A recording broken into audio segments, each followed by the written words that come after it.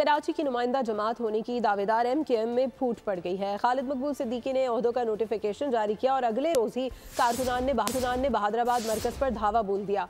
ओहदेदारों से दस्तो गिरबां भी हुए। गवर्नर सिंध को भी आड़े हाथों लिया। गो गवर्नर गो के नारे लगाए। सवाल उठाया कि पार्टी के फैसले मरकज के बजाय कहीं और क्यों। वीडियो मंजर आम पर आई तो इख्तिलाफात की हंडिया बीच चौराहे फूट गई।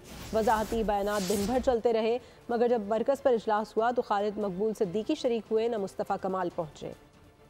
हंडिया यहाँ से फूटी, एक शोर था, एक वावेला था। गवर्नर सिंध के खिलाफ नारेबाजी थी। बहादराबाद मरकज पर तूफान बरपा था। MKM पाकिस्तान के अरकान असेंबली का अहम इजलास तो हुआ, मगर इजलास में मरकजी क़यादत शरीक नहीं हुई। इजलास में न खालिद मकबूल सिद्दीकी आए, न मुस्तफ़ा कमाल ने शिरकत की। बैठक की सदारत फारूक सत्तार ने की, जो सब अच्छा है की रिपोर्ट देते रहे। तंजीम का बयान आ गया है तो उसमें मजीद कुछ कहने की ज़रूरत ही नहीं। आज हमारे कम्युनिटी एलामिया तो जारी हो गया ना।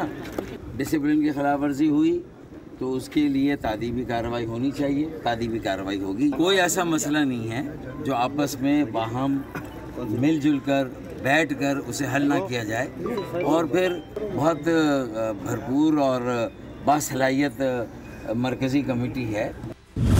तर्जुमान MKM ने कहा, चंद अनासिर इंतशार फैलाने की कोशिश कर रहे हैं। MKM पाकिस्तान की क़यादत मुत्तहिद है और तमाम सूरत हाल का बखूबी जायजा ले रही है। सब्सक्राइब करें और बेल दबाएं ताकि कोई खबर रह न जाए।